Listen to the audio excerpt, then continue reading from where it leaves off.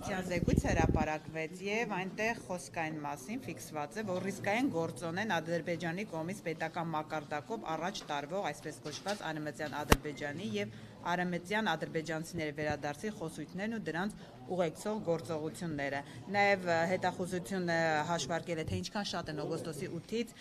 խոսել այդ թեմայի մասին Ադրբեջանում։ Մինչդեռ դուք օգոստոսի 8-ից հետո պնդում եք, որ խաղաղություն է եկել, Ադրբեջանի հետ խաղաղություն են կառուցում, եթե խաղաղություն է, այս խոսույթներն ինչի համար են։ Դա եթե ռիսկ է նաև գնահատում հետախուզությունը մեր։ Շնորհակալ եմ։ Իսկապես այդ թեմայի շուրջ խոսել ենք շատ, վերադարձի թեմայի հետ կապված ընդհանրապես եւ մասնավորապես Ադրբեջանի կողմից արևմտյան Ադրբեջանի խոսույթի վերաբերյալ եւ հրապարակային, նաեւ միջազգային հարթակներում հրապարակային, նաեւ կառավարության կողմից ամենաբարձր մակարդակով հնչեցվել է, որ դա օգտակար չէ խաղաղության գործընթացի համար, հատկապես նոր իրողություններում, եւ անընդհատ այս մեսիջը տալիս ենք Ադրբեջանին, որ սա չի նպաստում այն process-ներին, որոնք հիմա տեղի ունենում Հայաստանի եւ Ադրբեջանի միջեւ։ Պիտի խոստովանեմ, որ որոշ առումով դա մեղմվել է, բայց այնուհանդերձ մենք պետք է փորձենք խաղաղության գործընթացին համապատասխանեցնել նաև խոսույթը, խաղաղության խոսույթը։ Եթե ասենք մեղմել է, ինչու է շատ շրջանառում, փաստորեն շատ է շրջանառում Ադրբեջանում, ընդ որում պաշտոնական մակարդակով։ Տեսեք, զեկույցը ամբողջ տարվա վերաբերյալ է, չեմ ծանոթացել զեկույցին դեռ, բայց ամբողջ տարվա վերաբերյալ է եւ նախորդ տարվա տարբեր դրվագներում այդ խոսույթը ակտիվացել է։ Եվ արտաքին հետախուզության ծառայությունը դա որոշակի սպառնալիք է արձանագրել որպես, բայց գիտեք խաղաղությունը նաև գործընթաց է, մեկօրյա իրադարձություն չէ, մենք շատ ենք խոսում օգոստոսի 8-ի մասին եւ օգոստոսի 8-ի բերած օգուտների մասին, բայց դա process է, որը այսպես շենքի պես պիտի կառուցվի քար առ քար, այդ թվում նաև համապատասխանեցնելով մեր խոսույթը այն իրողություններին եւ այն գործընթացներին, որոնք տեղի ունենում մեր տարածաշրջանում։ Կարող ենք, պարոն Խանդանյան, ասել, որ ադրբեջանցիների վերադարձի մասին խոսակցությունները Հայաստանի իշխանությունը այս փուլում չի քննարկում։ Չէ, այդ խոսակցությունը որևէ փուլում էլ Հայաստանի իշխանությունները չի քննարկի, որովհետեւ դա ընդհանրապես, հատկապես այն շեշտադրումներով, որոնց այնպիսի շեշտադրումներով, ինչպես խոսել է տևական ժամանակ Ադրբեջանը, դա ընդհանրապես չի նպաստում խաղաղության մթնոլորտին, ուստի սա մի թեմա է, որը չարժի արծարծել, մենք ավելի լայն օրակարգեր ունենք երկկողմ հարաբերությունները կարգավորելու տեսանկյունից եւ պետք է կենտրոնանալ այդ աշխատանքի վրա։ Բայց մենք տեսնում ենք, որ Ադրբեջանի կողմը, Ադրբեջանի նախագահը շատ է քննարկում այդ թեման։ Յուրաքանչյուր դեպքի հետ կապված, երբ որ այդպիսի քննարկում է տեղի ունենում կամ այդպիսի հայտարարություն է տեղի ունենում, Հայաստանի կողմից արձագանք է հնչում։ Պարոն Խանդանյան, նաև վտանգ է տեսնում հետախուզությունը, որ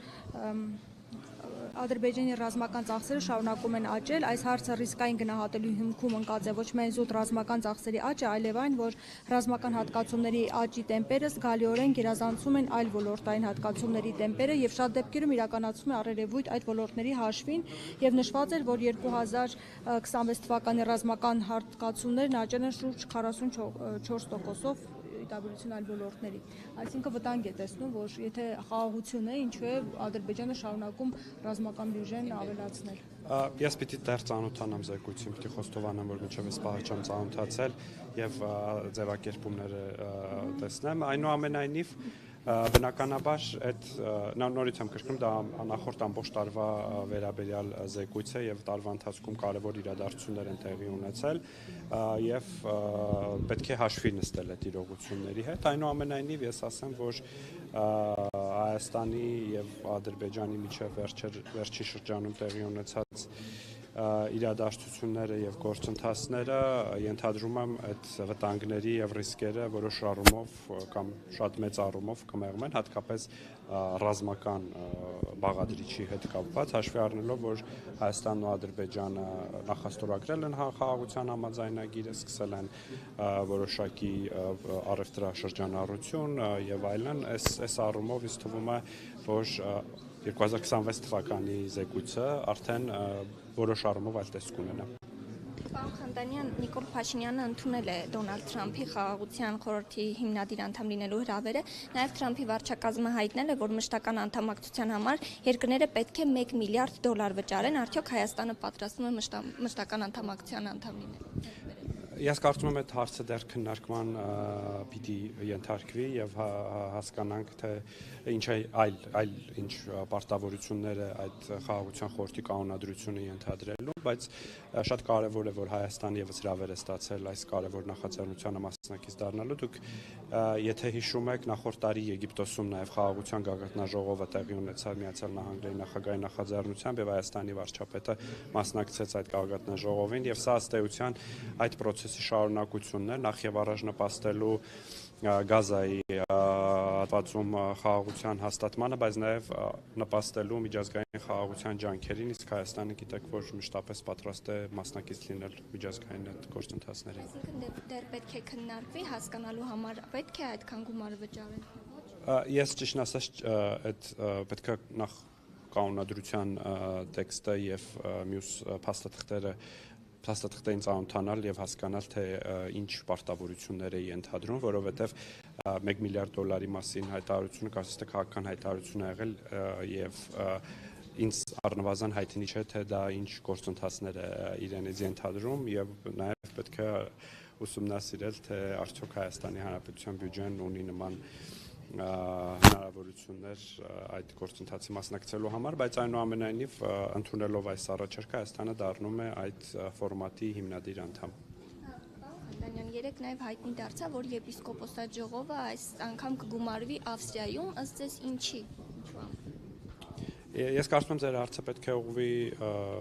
եկեղեցու այդ որոշումը կայացնողներին, Կտրիչ Ներսիսյանին եւ մյուս պաշտոնյաներին, որոնք պաշտոններ են զբաղեցնում եկեղեցում, բայց շատ տարակուսելի է, որ Կրոնական կազմակերպությունը կամ ինստիտուտը, որի անունն է Հայաստանյաց առաքելական Սուրբ եկեղեցի, իր գլխավոր ժողովներից մեկը կազմակերպում է Հայաստանի Հանրապետությունից դուրս եւ սա է նաեւ փաստ եւ փաստարկ այն պնդման, որ այդ մարդիկ, որոնք այս որոշումները կայացնում են, իրենց դուրս են դնում Հայաստանի Հանրապետությունից եւ ըստ էության իրենց նպատակը չէ նաեւ ի թիվս այլ նպատակների նպաստել Հայաստանի անկախությանը, նպաստել Հայաստանի ինքնիշխանությանը, նպաստել Հայաստանի միջազգային հեղինակության բարձրացմանը եւ շատ տարակուսելի է այդ որոշումը, բայց նաեւ գործընթացներին հետեւելով նաեւ շատ հասկանալի ըստ էության։ Բայց Մայրաթորը պարզաբանել ասում իշխանություն